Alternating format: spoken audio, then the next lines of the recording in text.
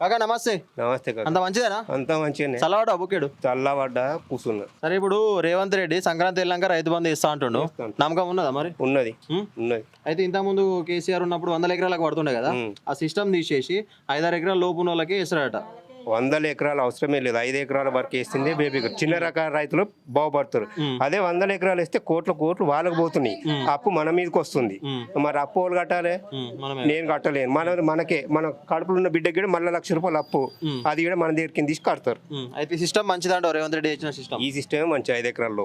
మరి నమ్మకం ఉన్నదా చేస్తాడని? నమ్మకం ఉన్నది. గ్యారంటీ లేదంట. నమ్మకం ఉంది, వేస్తాడని నమ్మకం ఉన్నదా? నాకు నమ్మకం. వేసి తీరుతాడు, వేస్తాడు, వేస్తాడు. ఎట్లా అంటావే ₹1 రేవంత్ రెడ్డా?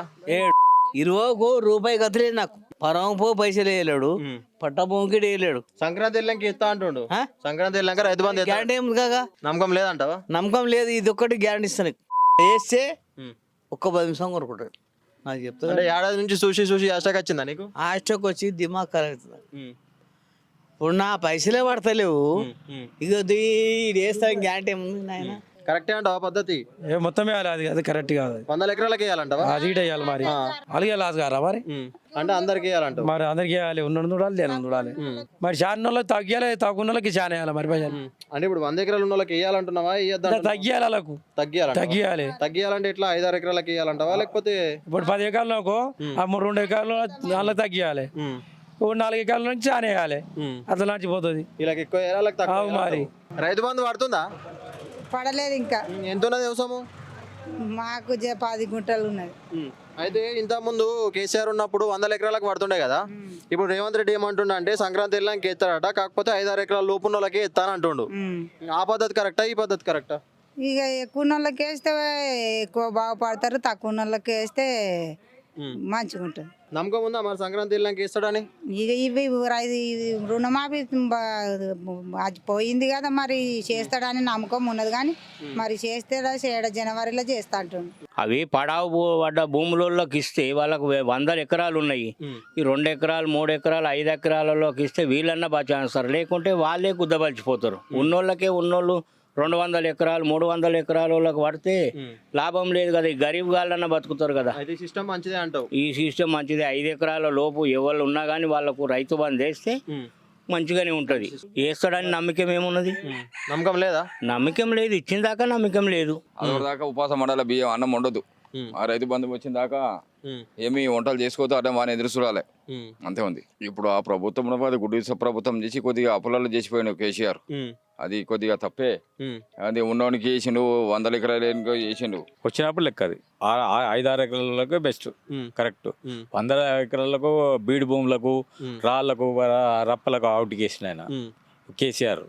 వాళ్ళే ధనికులయ్యారు, పేదవాళ్ళు లెక్క ఉండిపోయాడు. కాబట్టి ఇది సిస్టమ్ మంచిది. ఇక నమ్మకం అయితే లేదు. వస్తే తీసుకోవచ్చు, రాకపోతే కూడా బెస్ట్, ఏం కాదు. పబ్లిక్ కూడా సోమరపోతలు అయిపోతారు మొత్తము. వస్తాయి, పండుగ చేద్దాము, కొత్త సంవత్సరం చేస్తాము, జనవరి 1 చేస్తాము, తాగుదాము, తిందాము అనే ఒక దాని మీద ఉన్నారు అందరూ. ఏ పద్ధతి? ఇంత ముందు 100 ఎకరాలకు పడ్డది కేసీఆర్ ఉన్నప్పుడు. ఇప్పుడు అట్లా 100 ఎకరాలకు పడకుండా 5-6 ఎకరాల లోపు ఉన్న వాళ్ళకి అంటే ఆయన కూడా పనులు చేసారు, కొన్ని చేసారు కాబట్టి రైతులకు పడ్డాయి కొన్ని. ఇప్పుడు చెప్పలేము, ఇక కొత్త ప్రభుత్వం వచ్చింది కాబట్టి చెప్పలేము. నమ్మకం ఉందా వేస్తాడని? అంత అయితే నమ్మకం లేదు నాకు. కరెక్ట్ అంట. రేవంత్ రెడ్డి విధానం మంచిగా ఉందంట. మంచిగా ఉంది, కానీ కాకపోతే కేసీఆర్ ఉండగా పడుతుండే మంచిగా. అసలు వచ్చినాక సంవత్సరం నుంచి వాళ్ళేవు. మరి నమ్మకం అనిపిస్తుందా? వేస్తా అంటున్నాడు, గట్టిగా చెప్తున్నాడు. మాకు నమ్మకం లేదు, మాకు నమ్మకం లేదు. ఎట్లున్నది మొత్తానికి రేవంత్ రెడ్డి పాలన ఎట్లున్నది మీకు? మాకు మంచిగా అనిపిస్తలేదు. కేసీఆర్ ఉండగా మంచిగా ఉండే కాదా? నా పద్ధతి మంచిది కాదు. 100 ఎకరాల కేసుడు మంచిది కాదు, మంచిది కాదు ఆ పద్ధతి. ఈ పద్ధతి ఓకేనా? ఈ పద్ధతి ఓకే.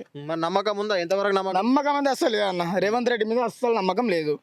వేస్తాను అంటున్నా, ఇంతకు ముందు కూడా చెప్పాడు, మరి ఇది వరకు వేయలేడు. ఈ సంక్రాంతి కూడా వేస్తాడని గ్యారంటీ ఏమి ఉన్నదన్నా?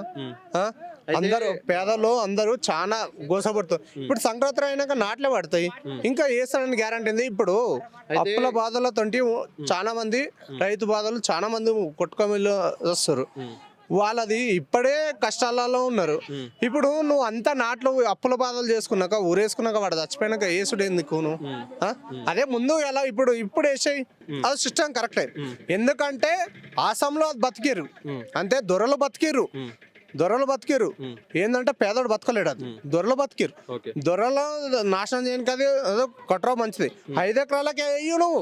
5 ఎకరాల కంటే 5 ఎకరాలు అంటే వాడు పేదవాడు గుంట లేనోడు కూడా వేస్తున్నావు నువ్వు, అది అతి మంచిదే. లాస్ట్ మూమెంట్లో మొన్న వేస్తున్నావు, మొన్న వేయలేవు, ఇప్పుడు వేస్తలేవు ఎందుకు? నమ్మకం ఉందా అసలు మాట మీద లేదా? అదే నమ్మకం అనేది కొంచెం ఉన్నది కొంచెం లేదు. అయితే భూములు లేని వాళ్ళకి కూడా 28 తారీఖు నుంచి 6,000 వేస్తా అంటుండు. అవును, అది మంచిది అంటావు సిస్టమ్? 6,000 అంటే ఏడికేంది మన మీదకి మన జోలికి తీసి మనకే పెడతాడు, ఏదైతే గ్యారంటీ. వాళ్ళ జోల నుంచి ఏం పెట్టరు, మనకి తీసి మనకే పెడతారు. మంచి పద్ధతి అంటావు అది చేసుకున్నట్లు? 6,000 అయితే వద్దు. అయితే ఇప్పుడు భూములు లేని వాళ్ళకి కూడా 6,000 వేస్తా అని అంటున్నాడు. అవుతుంది అంటావు? ఆయన తోటి వేస్తాడా? ఇక వేస్తాడో వేయడో తెలియదు, వేస్తే తెలుస్తుంది. ఇస్తే మంచిదే కదా, ఇవ్వకపోతే ఏం చేస్తాము? ఇప్పుడు ఎన్ని మాటలు తప్పిండు ఆయన. 6 గ్యారంటీలు ఒకే చేస్తాడు, బస్సులు ఒకటి ఫ్రీ చేసిండు, అది ఆడవాళ్ళకే చేసిండు, మగవాళ్ళకి ఏం లేదు. అట్లా ఒక 10 రూపాయలు తక్కువ చేసి వాళ్ళకు వీళ్ళకు తక్కువ సమానం చేస్తేనే ఏమి కాదు. నమ్మకం ఉందా లేదా సంక్రాంతి వెళ్ళాక ఎత్తాడని? నమ్మకం అని ఏం తెలుసా, చేసిన దాకా నమ్మకం లేదు. భూములు లేని వాళ్ళకి కూడా 6,000 వేస్తా అంటున్నాడు. నో అన్న, అది రాంగ్, అది మాత్రం రాంగ్. ఎవరికి ఇప్పుడు ఒక్క పైసా రాలేదు. ఇచ్చిన హామీలు అన్ని దొంగ హామీలే, ఒక్క హామీ కూడా కరెక్ట్ లేదు. అది